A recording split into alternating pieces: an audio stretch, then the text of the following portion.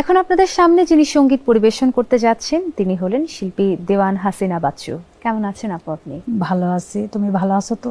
আমিও খুব ভালো আছি। কোন গান শুনবো আপনার কাছ থেকে আজ? আমি শাহ আব্দুল করিমের গান করব, বন্ধু রেখে পাবো সখী গো। প্রিয় দর্শক, চলুন একসাথে শুনে আসি আমাদের এবারের শিল্পীর পরিবেশনায় শাহ আব্দুল করিমের এই জনপ্রিয় গানটি।